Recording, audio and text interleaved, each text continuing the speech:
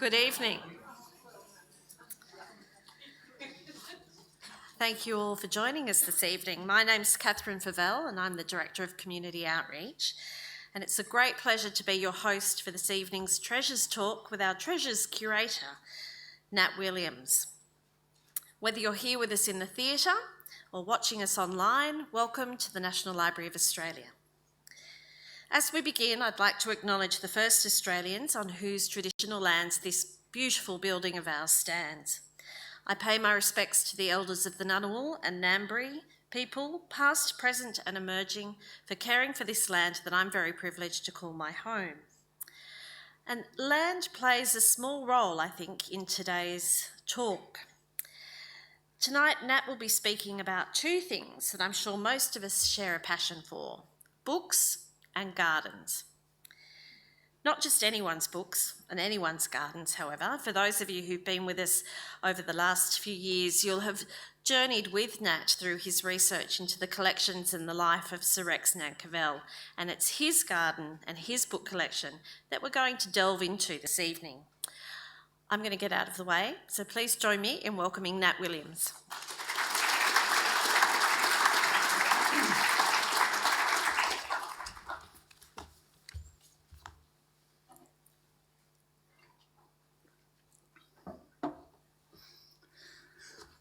Thank you. It's lovely to see so many of you here tonight. Here we go. Tonight I'm going to speak about the pleasures of acquiring and using books and the succour and solitude offered by a garden or gardens in the life of the New Zealand-born collector Sir Rex Nan Kivell. Amassing a collection of books, a library of real substance, researching and writing his own magnum opus, portraits of the famous and infamous, and time reflecting in the garden were staples in his life, particularly as he aged. He died not at his home in Tangier as he might have hoped, but suddenly in midsummer in London, aged 78, having collected avidly for 60 years. I will come back to his life and gardening interest in Tangier later. First, to Nan Capel's library, and that's how I'll describe it tonight, his collection of books as a library. The considerable scope of his book collecting militates against a detailed analysis of his library acquisitions tonight. Suffice to say that he was a bowerbird, gathering up quite presciently anything that might seem relevant to anyone undertaking a detailed study of the Pacific region into the future. A collection search reveals atlases, lexicons of multiple Pacific languages, very early Maori religious tracts and volumes, revealing colonial Australian pamphlets, satirical scandal sheets and booklets, early government almanacs, multi-volume natural history compendia, serialised works and fanciful imaginary voyaging accounts. All of these found a home in Nan Capel's fulsome library.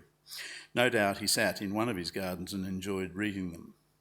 His purchases over decades ranged widely from works in English through to Latin and foreign language printings of voyage narratives originally produced in England. His book collecting translates, if one roughly works it out and averages it out, to be 2 books a week for 60 years. This is simultaneously occurring with his rather substantial collecting acquisitions of prints, drawings, oil paintings, objects, manuscripts, maps, etc. He amassed a collection of about 5,500 rare books and a further about 1,500 now valuable art books. So roughly 20% of his large collection was devoted to rare books and to printing. And probably we have something like 1,500 items that exist in this collection only as copied through Nan Capel's gift or acquisition. To say Nan Capel's library was varied is truly something of an understatement. Within it, for example, may be found an illustrated book, a treatise on the Hindu method of valuing pearls. I won't read out the title. This book appears to be dated 1521 and is inscribed Gula Haq, 13 June 1837, which I think probably actually refers to Gula Haq, spelt differently, in Iran. The book does look to be printed later, but, we haven't dated it properly yet. It truly is a curio, though, and does not seem to relate to Nan Capel's principal Australasian collecting field of interest. However, when one considers the maritime origins of pearls and the pearl industry in Australia, its inclusion may make greater sense. Another work about maritime exploits is The Unlucky Voyage of the Ship Batavia. Nan Capel's library also boasts not one but two copies of the now very rare and rather alarming volume concerning the tragic maiden voyage of the VOC ship Batavia in 1629. The voyage was commanded by the leading VOC merchant Francois Pelsart.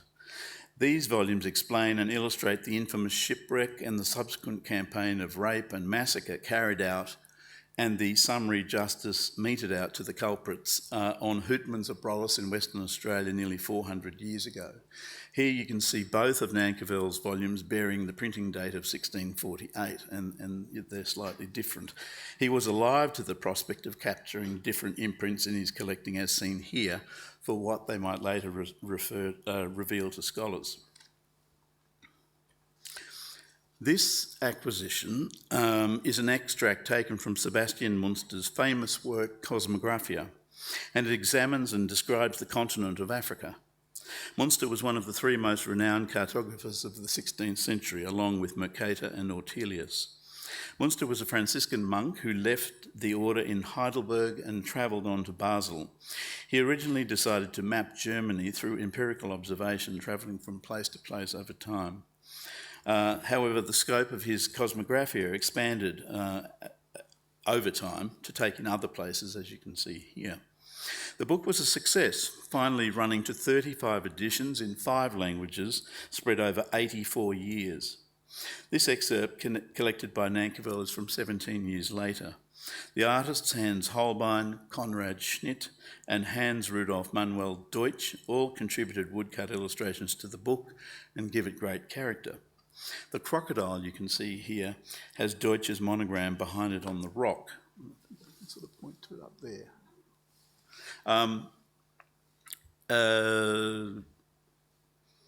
And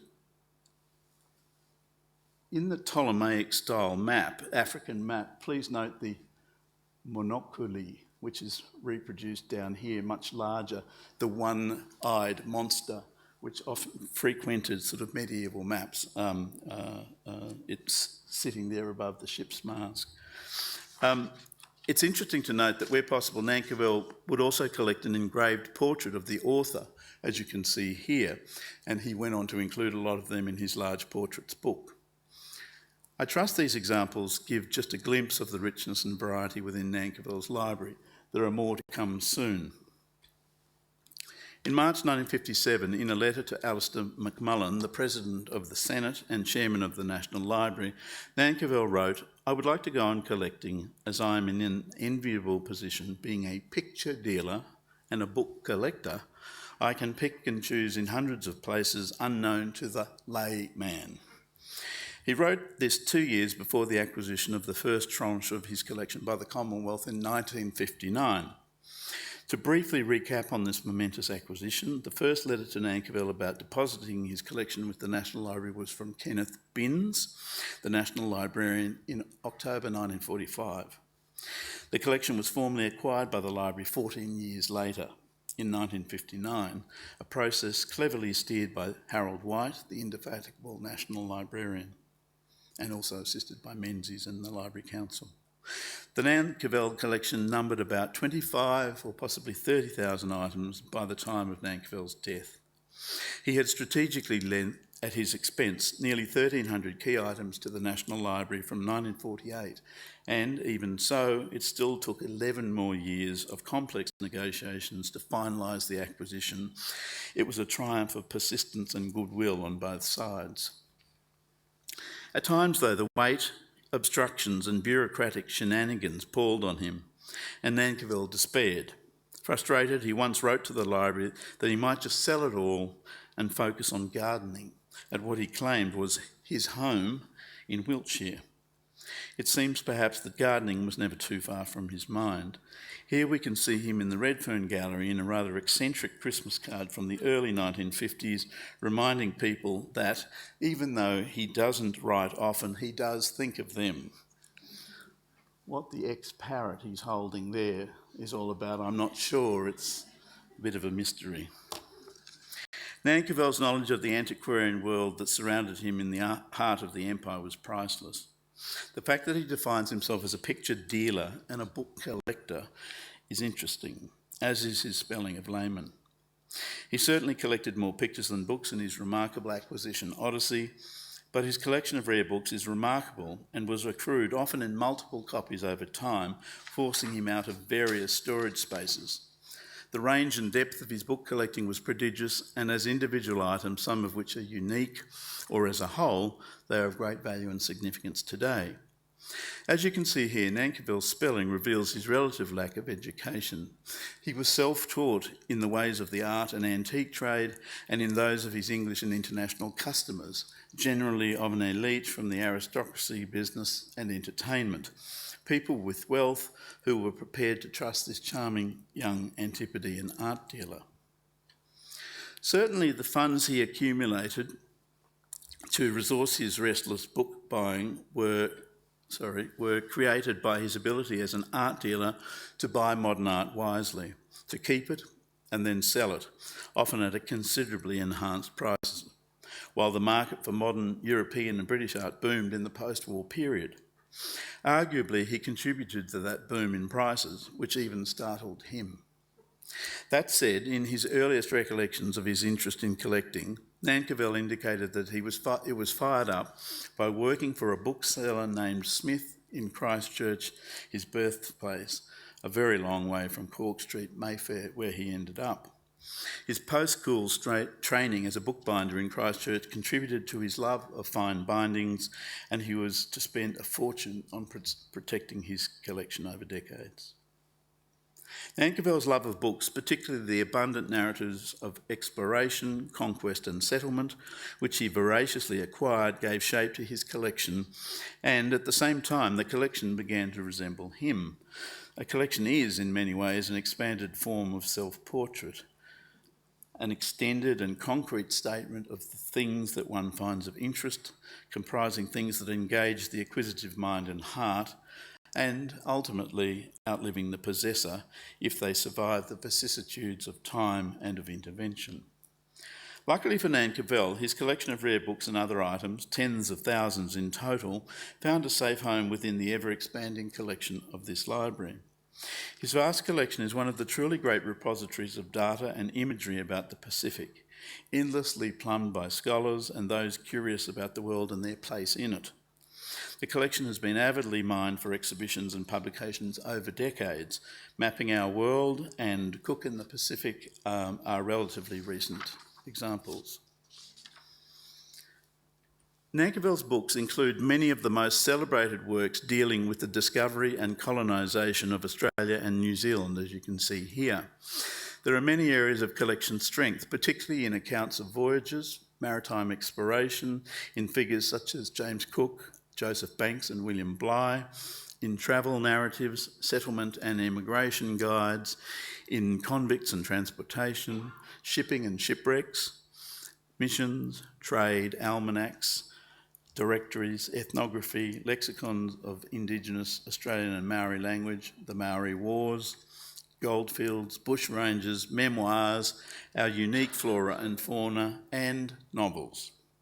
In addition to the works on Australia and New Zealand, there are books dealing with early European contact with Fiji, Hawaii, the Marquesas, Pitcairn Islands, Samoa, Tahiti, Tonga, and other Pacific islands. Of course, Nan Capel's collection contains many printed maps as well as voyaging narratives, and here you can see a good example. This map of the Pacific Ocean was created by the famous Flemish cartographer Ortelius, who created the world's first atlas, the Theatrum Orbis Terrarum. Nan Capel's hand-coloured map is from the 4th edition of that atlas, which was printed in Antwerp in 1592. There are about 1,000 maps and atlases in the Nan Capel collection, and time will not allow me to deal with them in any detail this evening. Perhaps I'll do another talk on maps one day. But naturally, many of the printed volumes acquired by Nan Capel also include important maps, such as this next volume. Nan Capel began to collect in the early 1920s after settling in London with an idea that he would assemble a pictorial database of the Pacific and of Australasia in general.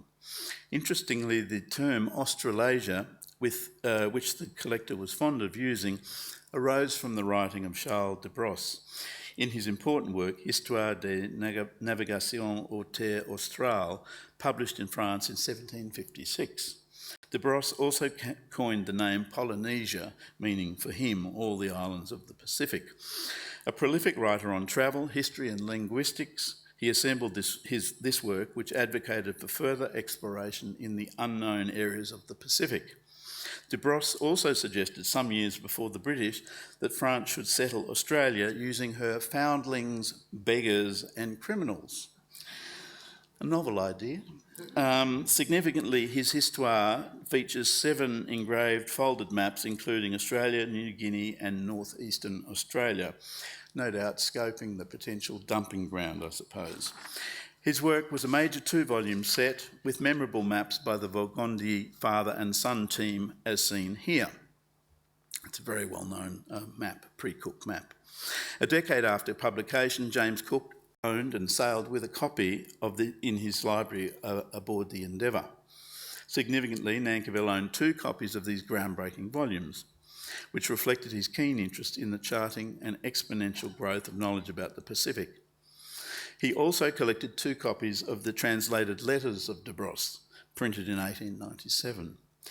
Nan Capel certainly had an eye for detail and for trying to capture the full dimension of the information available in print over centuries of inquiry and of publication.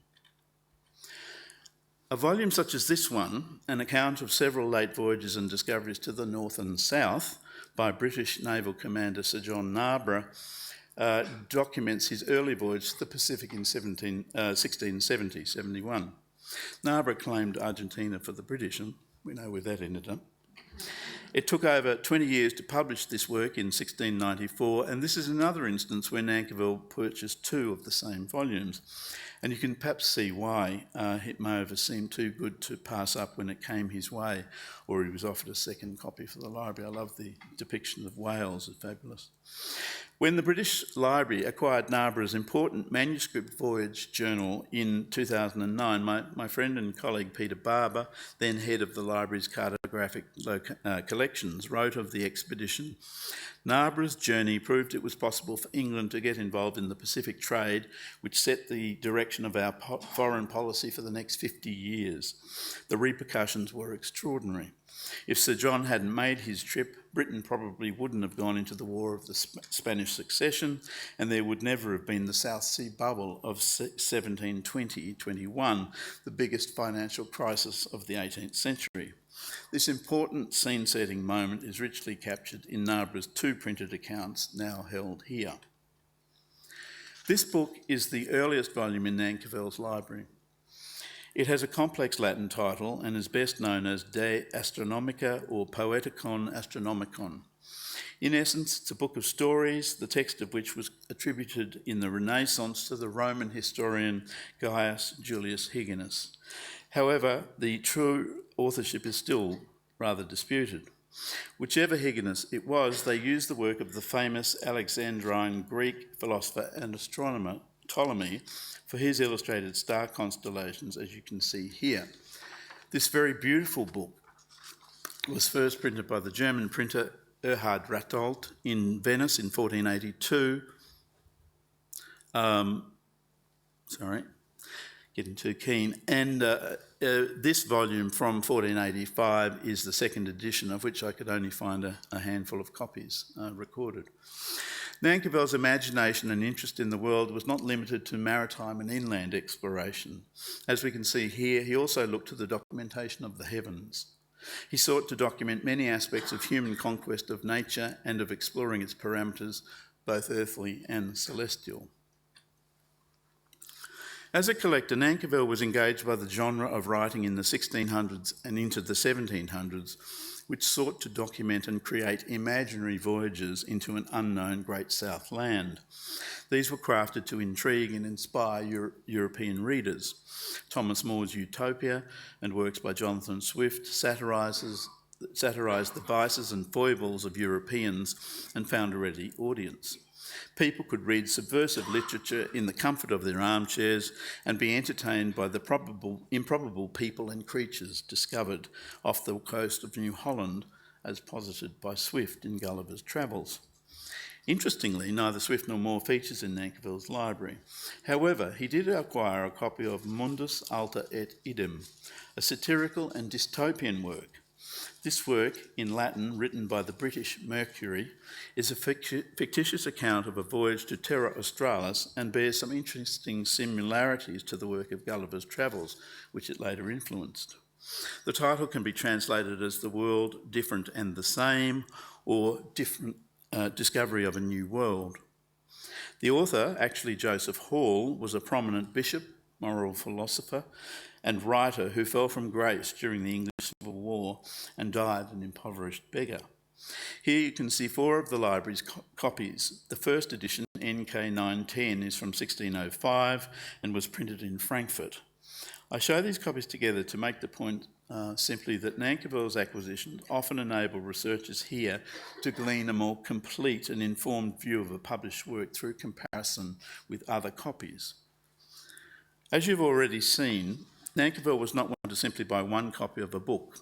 For him, it seems 2 or more copies comforted him as a collector. But he must also have believed that each volume might reveal something unique. The format of a publication might vary, or it could be a later and updated edition, showing how contemporary knowledge was increasing as a result of repeated voyages by European crews into the Pacific Ocean. Or it could be a pirated edition with a new information or purposeful and revealing distortions of fact. The number and quality of images or maps included might vary, or the previous owner may have left traces of thoughts about the assembled knowledge in marginalia or helpful additions to images. This makes such a work unique and adds great value to scholarship, if it can be found, transcribed and cited in articles and in books. Today, the library's digitisation of rare volumes such as this can allow the sharing and transfer of knowledge to occur more seamlessly than in the past. Our recently announced Treasured Voices program will allow the library to selectively digitise more of our bountiful collections, and I hope some of these items become candidates in due course.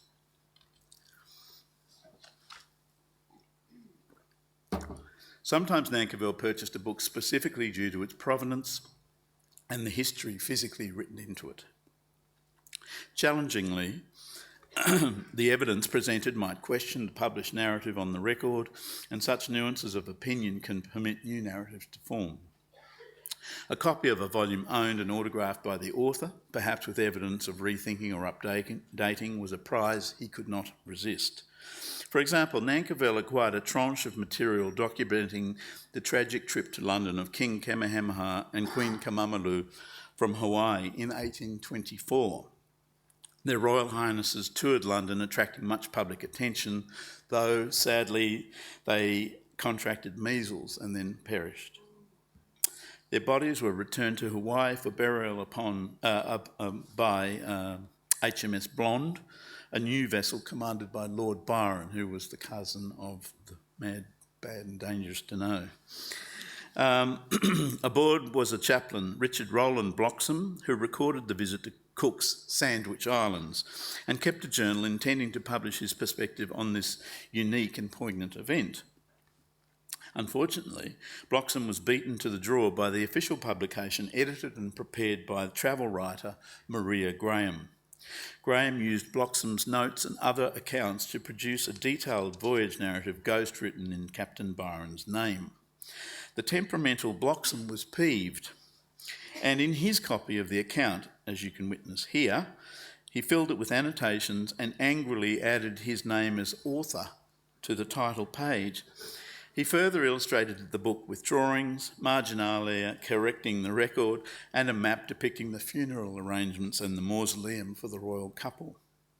Typically, Nan Capel managed to acquire both Bloxham's manuscript journal and his amended published account, along with complementary pictures, cartoons, lithographs and manuscript items, and also bark cloth samples, all documenting the sad events. Items surrounding such an entangled narrative give unique insights into the historical record and open vistas of research for scholars and amateur researchers alike. Nan Capel was interested early on in his collecting career in the concept of creating a major collection and illustrated publication which would detail the people, events and images which characterised the entrance of European powers into the Pacific area over 500 years, essentially from Columbus up until the end of the 19th century. However, as collections do over time, if one has means, they divert, reroute, go off on tangents.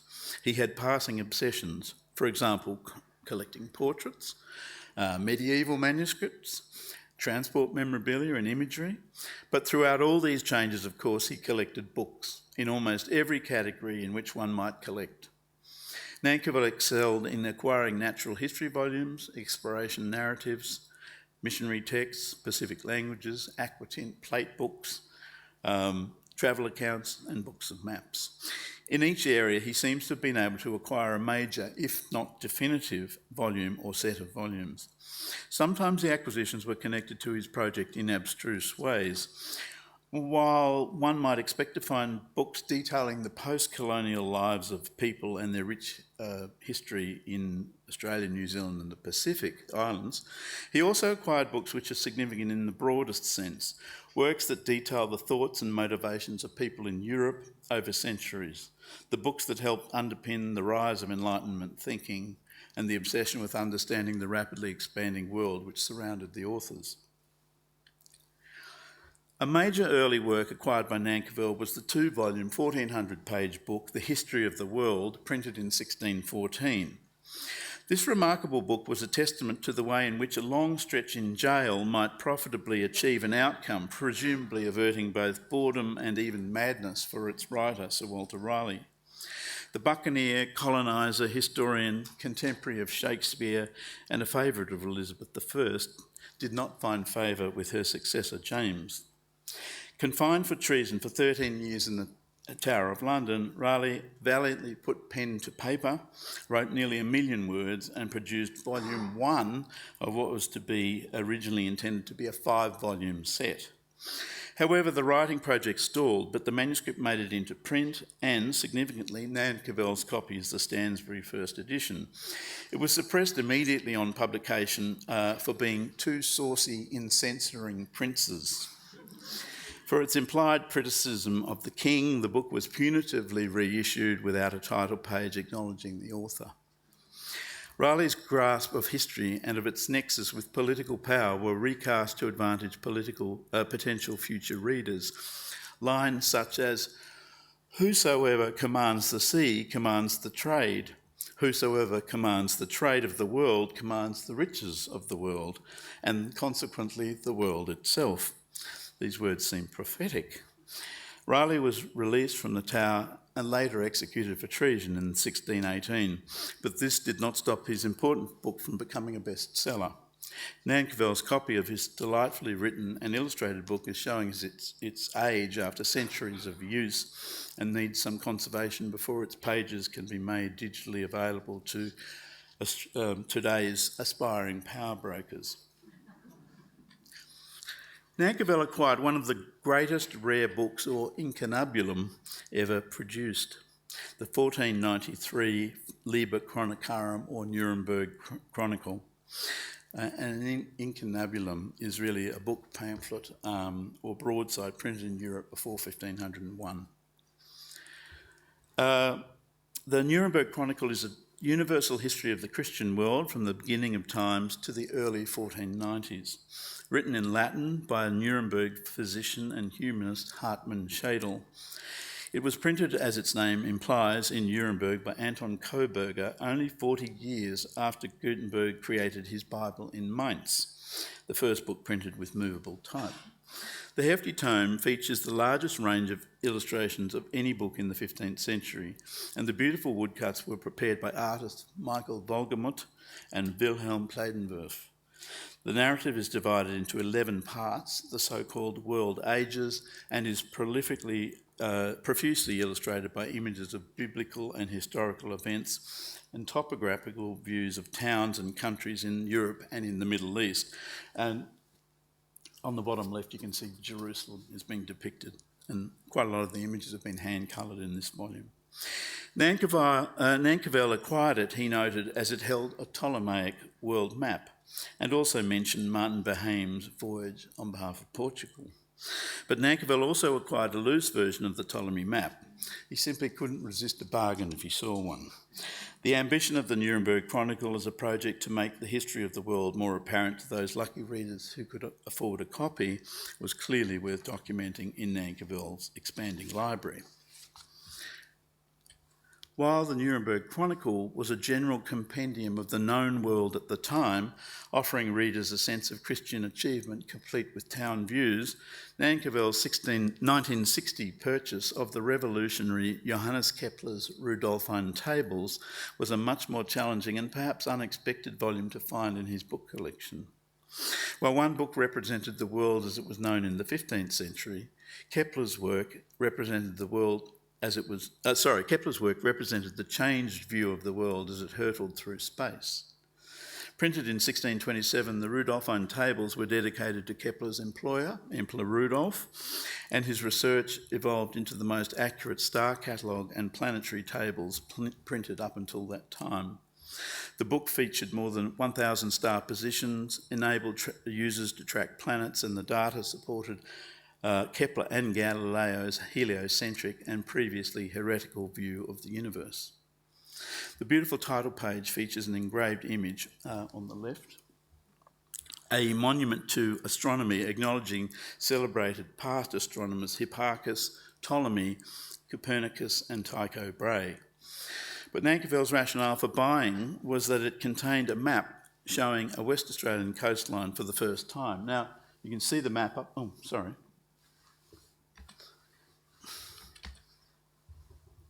Good. You can see the map here with the two-headed eagle, and I can barely see it. Down here, next to this legend, you can see what I've blown up here. It's the West Australian coastline depicted in print.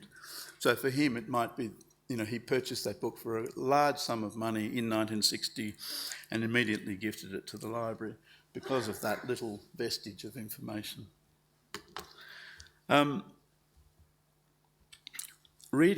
Finding a good first edition copy of a narrative by buccaneer William Dampier, or the explorers Samuel Wallis, James Cook, William Bligh, or the French voyagers Bougainville, La Perouse, Freycinet, or the Russian von Krusenstern, was a regular event for Nan Capel, along with collecting the accounts of Cook associates such as Sidney Parkinson, James Mario Matra, David Samwell and James King, and then the volumes in their multiple European translations.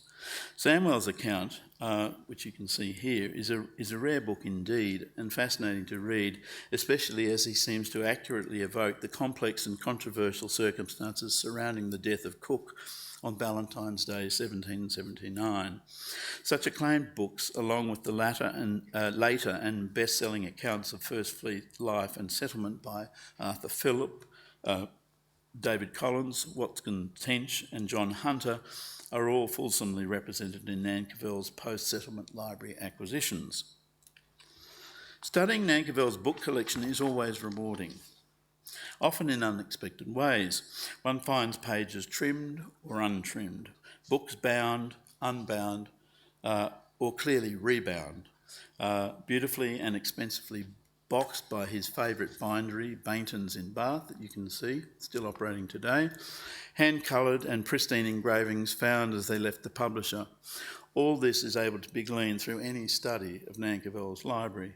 The smell, texture, elegance of his bound books and his clear delight in fine bindings is something I will always remember.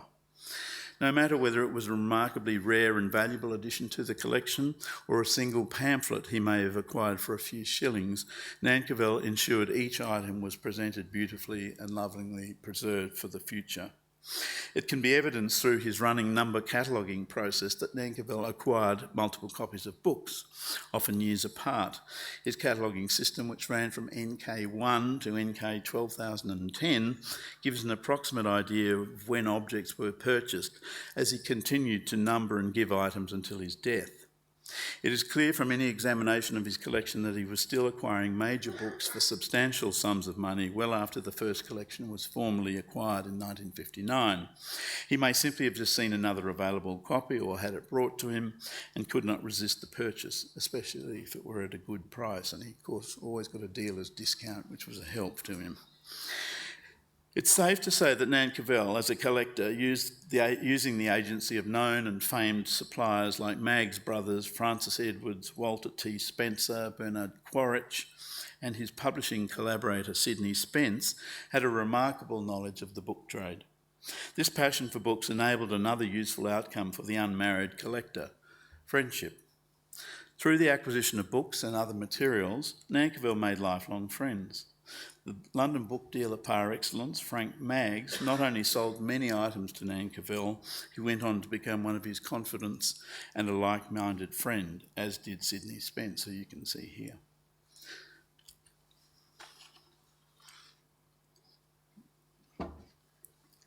Nan Capel's book collecting was exhaustive, and he found the evolving John Alexander Ferguson Bibliography of Australia to be an extremely useful reference tool as he built up his diverse collection.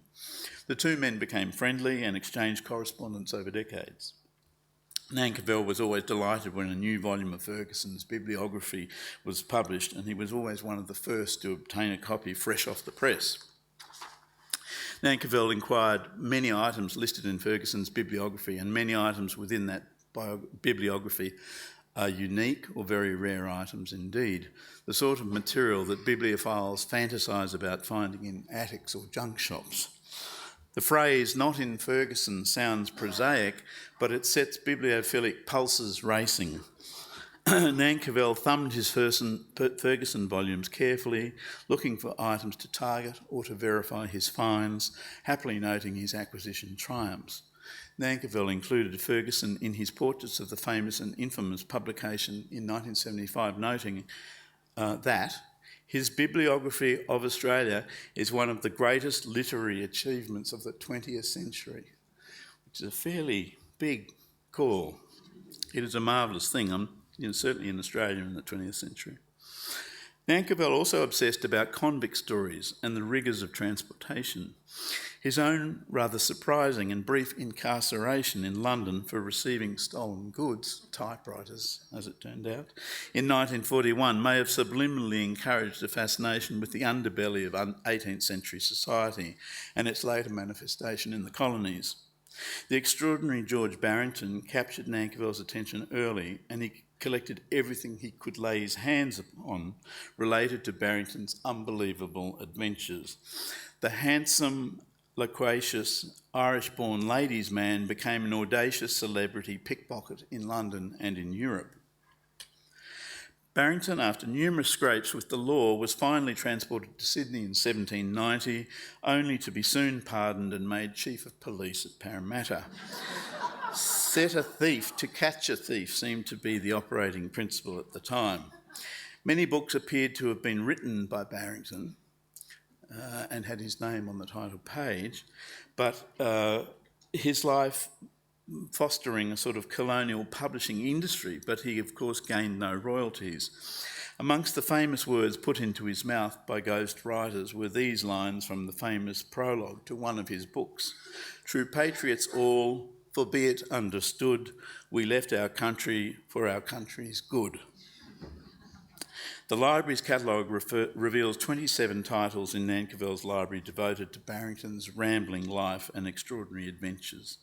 The collector acquired 46 copies of these titles, numerous multiples, which of course can vary, sometimes surprisingly, from copy to copy.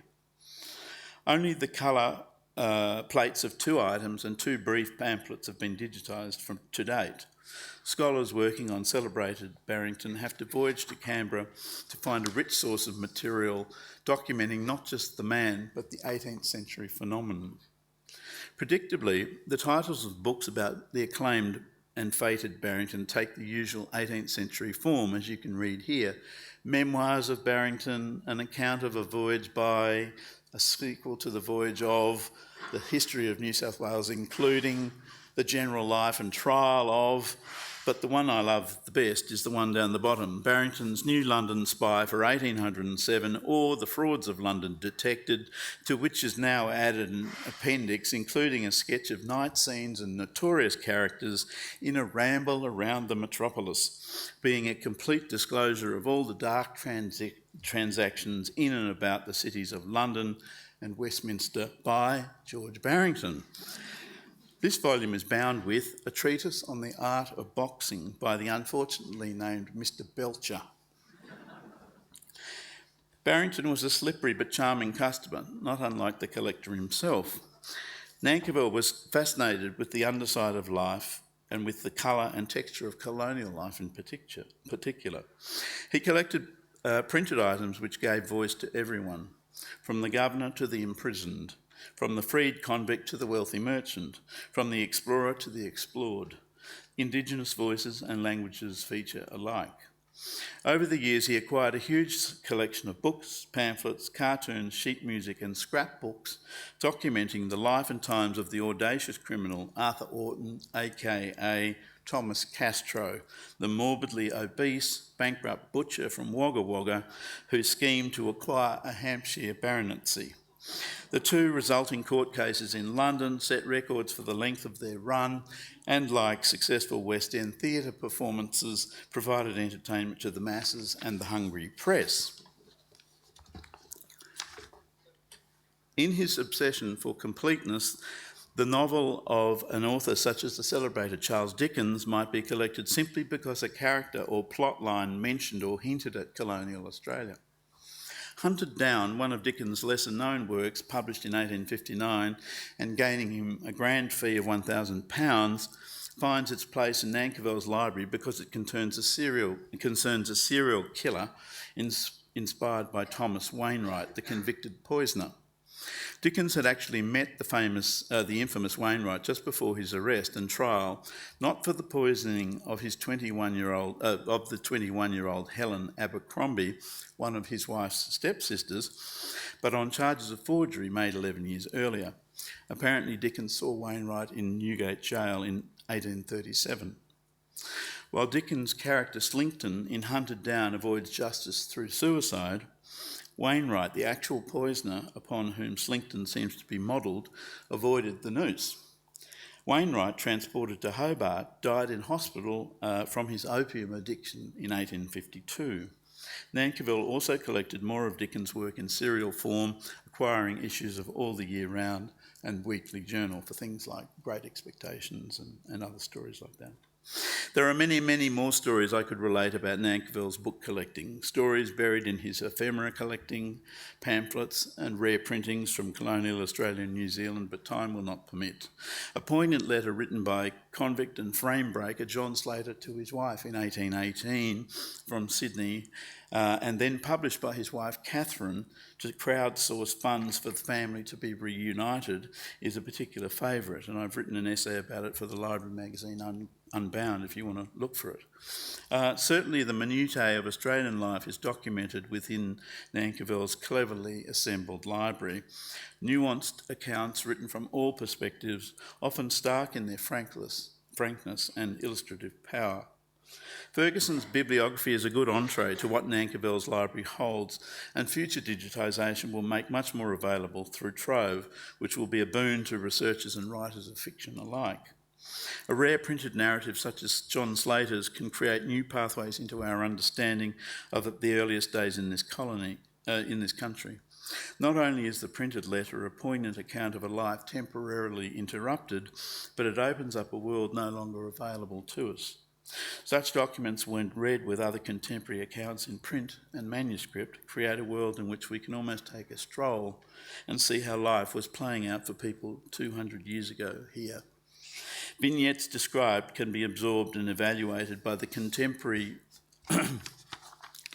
historian or novelist to embroider their canvas, enriching it with the thoughts and textures of lives previously hidden. As I mentioned at the beginning, Nan Capel enjoyed gardening and nature, and as a parallel activity, vociferously collected the natural world in printed form, and sometimes pressed in between the pages of books as well. He acquired intriguing volumes of New Zealand seaweed, ferns and mosses collected in the mid-19th century. And there was a kind of nostalgia, I think, attached to this, and him on the other side of the world looking back to his boyhood in New Zealand and collecting these things which he would have seen on the beaches as a child. So as I start to wind up tonight, I want to show you a few natural history titles suggesting the range of his bountiful library. Many of these books are featured in National Library publications and exhibitions over the past 25 years, such as those written by our friend, colleague and aviophile Penny Olsen.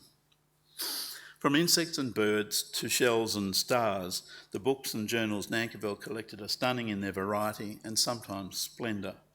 Just one listing, such as this by George Shaw and Frederick Nodder, The Naturalist Miscellany, was originally published as a series running to 24 volumes between 1789 and Shaw's death in 1813. These images both delight and inform. They set a standard for the production of such volumes into the future and encapsulate the public appetite for imagery of the remote and foreign world being colonised at the Antipodes. Something wrong with that kangaroo, though. It appears Nan Capel acquired this German 1795 imprint about European insects by David Henry Hopp because it has an enclosed letter from the naturalist and scientist E.J.C. Esper, written in 1802, dealing with the subject of insects and referring to Sir Joseph Banks, the South Seas and Botany Bay. There's that idea for detail again, always looking for something unique. Louis Reynard's memorable and gorgeous hand-coloured book of fish was published from 1718 and documented species from the Indian Ocean and coasts of Terre Australe. Nan Cavel's is a first edition, printed in Amsterdam in 1718. It is one of the most important early works of piscatorial science and is yet to be digitised here. It's a very beautiful thing to look at. Nan Capel also acquired Sir Joseph Banks' groundbreaking printed precursor to Florilegium. These beautiful uncoloured volumes were produced from 1900 by the British Museum and feature 318 engraved plates capturing the beauty and individuality of the remarkable biodiversity acquired as part of Cook's Endeavour voyage by Solander and Banks. It was not to be another 100 years, more or less, before they produced the coloured version, which we also have a copy of. The Universal Conchologist, the most beautiful shell book ever produced, was created by the enterprising and innovative natural history illustrator Thomas Martin in 1784, post-Cook voyages and pre-First Fleet Australia. Martin established a painting academy in Westminster, apprenticing talented boys born of good but humble parents, probably meant he didn't have to pay them a lot, to hand paint his publications. By 1789 he had 10 apprentices. A man of varied interest, Martin produced publications on everything from the advantages of hot air balloons to insects, spiders and animals and the need for superannuation for disabled soldiers.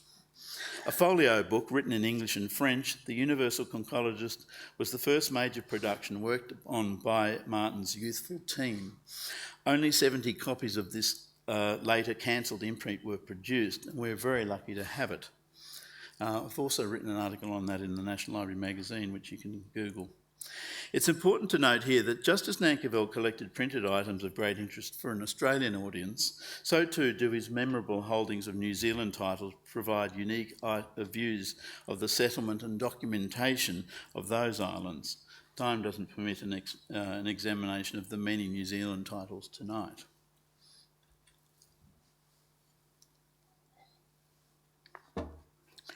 Interestingly, during the last years of Nan Capel's life, he acquired this important volume and then gave it promptly to the library. It was produced by Humphrey Repton, the well-connected and influential British landscape architect, the successor to Capability Brown.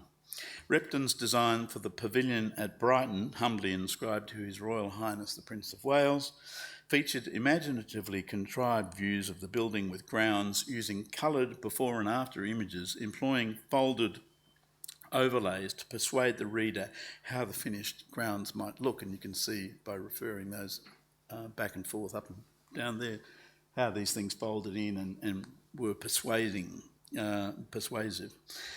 Well, they weren't that persuasive because he didn't get the job, but it was a kind of clever and innovative marketing ploy all the same. He would have loved Photoshop. Repton's designs were improved by the Prince but were not implemented. And I won't go into the politics of the pavilion, it was rather complex, with the final architect John Nash usurping some of Repton's designs to create the rather Orientalist fantasy which you saw before at Brighton. However, I think the purposeful acquisition and gift of this book signals both Nan Capel's interest in gardening and a recognition of how influential English gardens were developing in the Georgian period, the period in which, of course, Australia was settled, and then those ideas were translated eventually into an Australian context. To return in closing to Cicero's quote, "One who has books and a garden wants for nothing," Nan Kivell maintained and loved 4 gardens during his life. Garden number 1.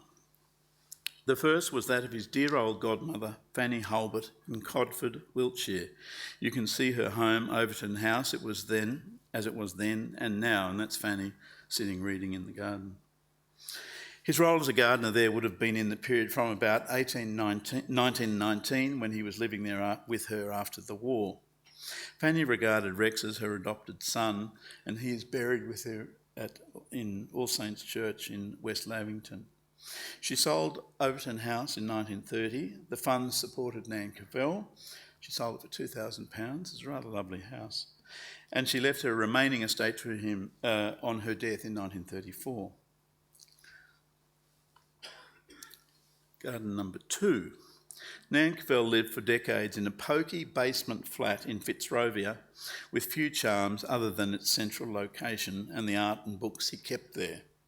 He seems to have enjoyed flowers in his flat, at least when he was being photographed for posterity, and wore them in his lapel. However, as much of his collection was stored for decades in the country in Sundial House on a farm in Wiltshire. You can see his photographs here. He visited regularly, boasted of it as his country retreat, where he's gardened for pleasure, escaped business pleasures, visited Bainton's bindery, and catalogued his collection. Note the rock terrace in his colour snap here. Of course, he didn't own the house. It was another Nan Capel embellishment on the historical record, and he was very good at that. It belonged to his other adopted godmother, or auntie, Lillian Pickford, or Nin, as she was known to him and the family. Still, it appears he did enjoy his bolt hole and its country pleasures for decades, and getting his hands dirty in the garden was one of them. This is Sundial House today. It still has a lovely garden and is in an attractive part of Wiltshire. Curiously, when finding the house and visiting it last year, I encountered this bucolic mural painted by an unknown artist on the living room wall. It had been behind layers and layers of wallpaper for generations, but Nan Capel did know it, and I'm sure must have been curious about its provenance and its appearance there. He offered to have it removed and then preserved and put onto a backing, but it didn't happen for some reason. I'm still trying to establish who may have painted it. Sundial House is dated 1775, and the landscape must be sometime after that. Garden number 3. Late in life, Nan Capel moved out of Fitzrovia and into this house in Drayton Gardens, Kensington. Allegedly, he sold his copy of the famous Picasso Minotauro Marchi print for £51,000, which was exactly enough to buy the house. By this stage, Nan Capel's severe arthritis meant active gardening was beyond him, but he would have loved the private rear garden and seasonal plantings, and Mizuni Nawari, his chauffeur and friend, could assist him with gardening. And he was very good at giving orders, Rex, and there would have been a few arguments, I'm sure, about gardening in the backyard. Garden number 4. However, the garden that Nan Capel loved most and tended with great care was at his mansion El Farah in Tangier. The house had been previously owned by the famous British society painter Sir John Lavery, RA, who enjoyed its charms and painted in his studio in the gardens and captured the house, gardens and views in many charming works. And you can see El Farah is the colonnaded building on the right.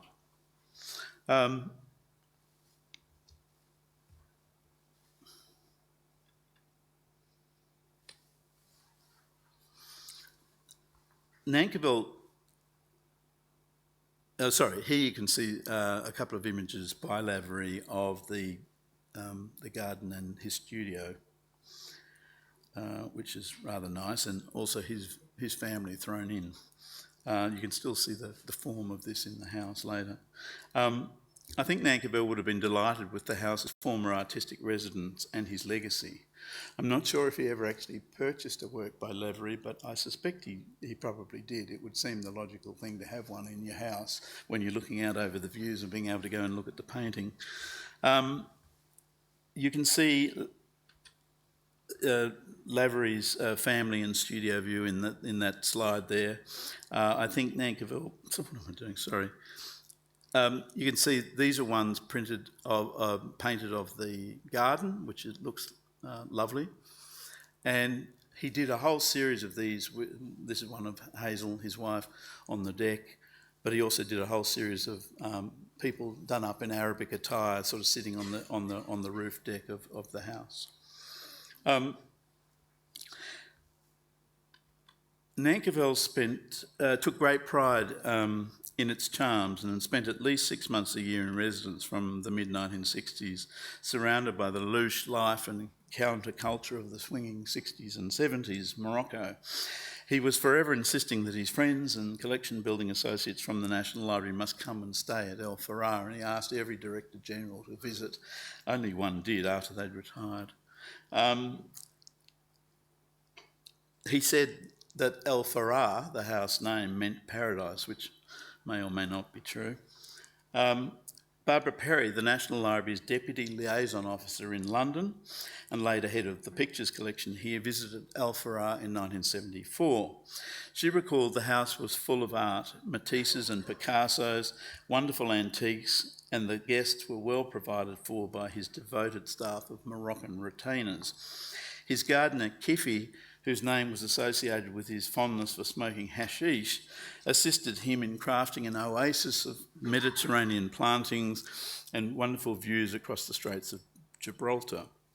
Barbara described it as follows: "It was a luxurious garden. The roses were just beginning to bloom, and there were great swags of divinely scented datura vines and clumps of acanthus, which Rex liked because of their classical associations. Rex also pointed out a bed of port wine magnolias whose perfume was said to attract the nightingales." Nan Capel referred to the garden surrounding his hilltop perch at El Farah as the jungle. You can see his Christmas card from 1974 here, featuring datura from that jungle. The sale brochure for the house after Nan Capel's death in 1977 referred to the 6 acres of grounds with landscape paths along terraces. The plantings in the tropical gardens combined exotic plants with specimen shrubs, blue gums, orange and banana trees. Nan Capel loved to relax in his old age, surrounded by his delightful garden, resting his aching bones and no doubt reflecting on all he had achieved. Nan Capel also loved his bountiful red geraniums and used them inside the house to brighten the interiors, and he would also wear them sometimes in his lapel. Here he is captured by his friend, the British painter Patrick Proctor, holding geraniums at El Farah in August 1972. Nan Capel had an active mind and an ambitious brief for his indefatigable collecting. He purposefully, doggedly collected items which he believed would throw light on how life in our part of the world had changed over centuries. You could imagine it as a kind of gardening. There are similarities, from the seed of an idea to the active collecting of plants or books, watching and taking an active part in the garden or collection's growth, acquiring multiples for added effect and variety in one's garden or library, editing or weeding one's collection or garden, sitting in one's garden or library, enjoying the wonderful variety and forms of what you have collected. It seems an apt, if extended, metaphor. The inscription he insisted on for his final resting place was, after all, "He did reap." To share Nan Kivell's abundant library with the world through digitisation is a noble ambition, which can only be to the greater good in making people more aware of where we have come from and reveal useful lessons from the past for these interesting times. Thank you very much.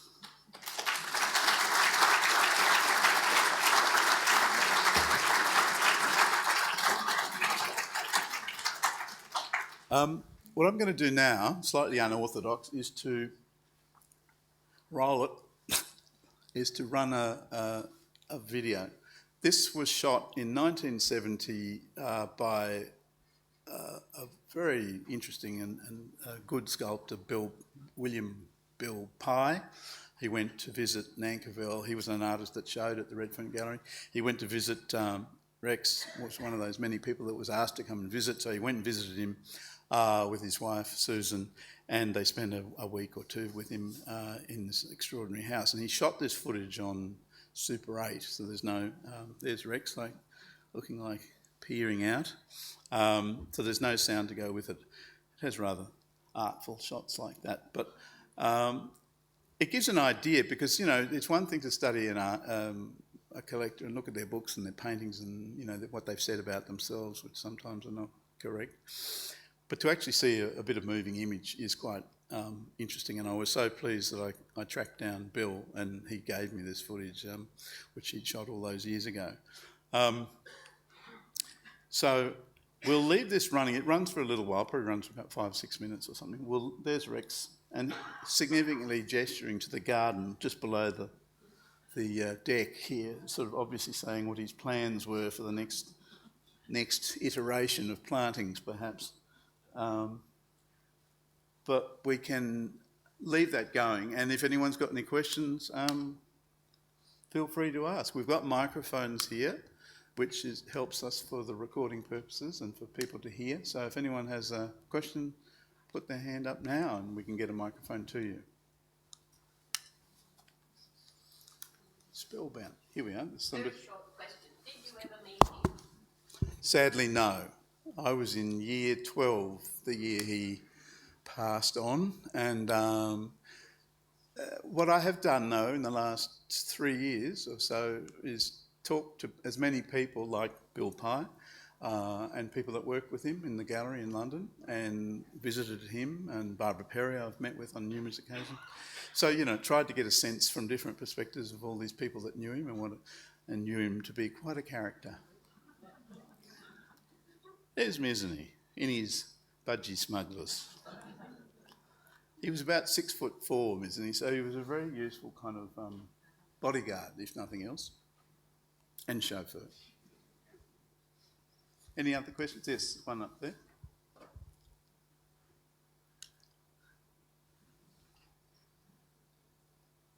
Kiffy's coming up in a minute, I'll just let you know. You'll see him with his pipe. Thank you. Once again, a wonderful talk. It's hard to compete against these images with the question.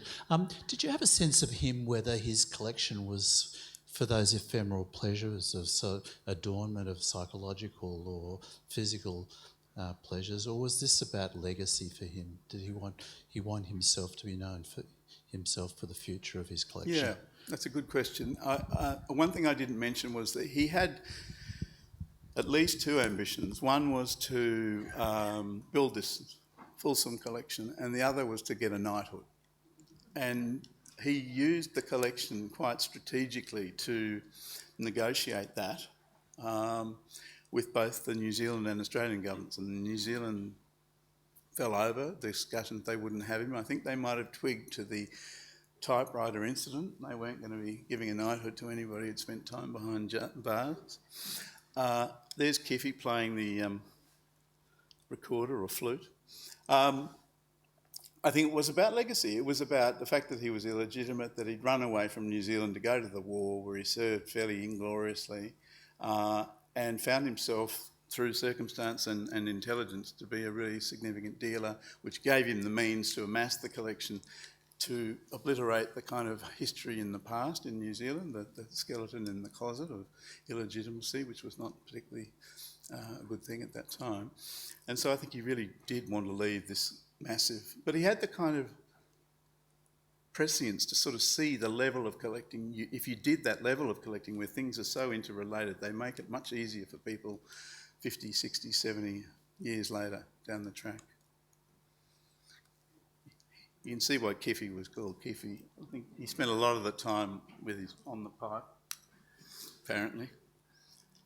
It was a fairly idyllic place to live, obviously. Any more questions? No? Well, that's easy then. Thank you.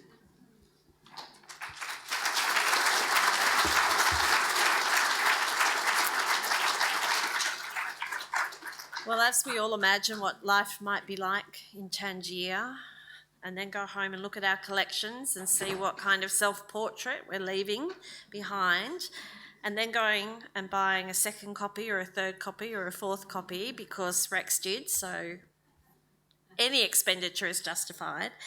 I think we've had a fabulous evening delving into an extraordinary library and extraordinary life. We're very grateful that we have had the support of the Australian Government's Catalyst Australian Arts and Culture Fund, which has enabled Nat, as Treasures Curator, to do this work over a number of years. And I'd also like to acknowledge the National Library patrons who generously support our Treasures Gallery access programs, and tonight's lecture is one of those. There's much that we can do, much that's made possible thanks to the support of our donors, our patrons, and of course we stand on the shoulders of people like Sir Rex Nan Kivell, who was thinking about legacy and collecting and sharing the stories of this nation before many of us were even a twinkle in our parents' eyes. Thank you all for attending tonight's talk. If you would like to hear and read more about Nat's research, don't forget to look at Unbound online. All of Nat's talks are recorded, either now as videos or as audio, so you can catch up over the summer and delve deep into the life of Sir Rex Nan Kivell. Thank you all for joining us this evening, and I hope we see you again soon.